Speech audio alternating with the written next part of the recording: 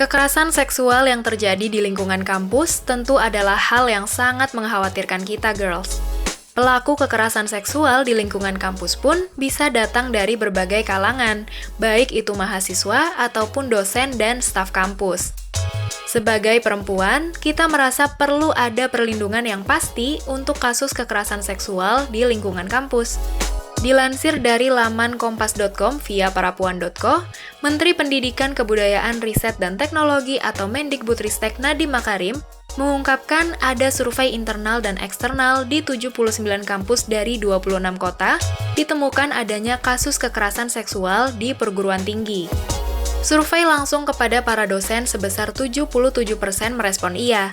60% berikutnya mengatakan kasus kekerasan itu tidak pernah dilaporkan, ujar Nadiem dalam konferensi daring Kampus Merdeka episode 14 berjudul Kampus Merdeka dari Kekerasan Seksual yang dilaksanakan pada Jumat 12 November 2021.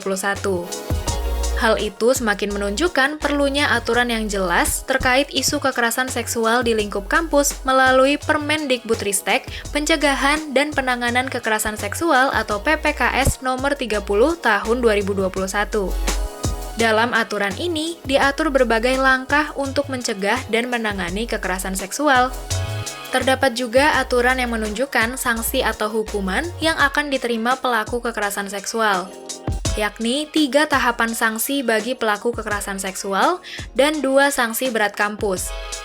Dilansir dari Peraturan Menteri Pendidikan, Kebudayaan, Riset, dan Teknologi Nomor 30 Tahun 2021 tentang Pencegahan dan Penanganan Kekerasan Seksual atau PPKS di lingkungan perguruan tinggi pada bagian 4 mengenai pengenaan sanksi administratif di pasal 13. Jika ada pelaku yang terbukti melakukan kekerasan seksual akan dikenai pasal administratif. Sanksi administratif ini akan diberikan sesuai ketetapan keputusan pemimpin perguruan tinggi berdasarkan rekomendasi satuan tugas. Adapun dalam pasal 14, pengenaan sanksi administratif dibagi dalam 3 tingkatan, antara lain: pertama, sanksi administratif ringan; kedua, sanksi administratif sedang; atau ketiga, sanksi administratif berat. Sanksi administratif ringan berupa teguran tertulis atau pernyataan permohonan maaf secara tertulis yang dipublikasikan di internal kampus atau media massa.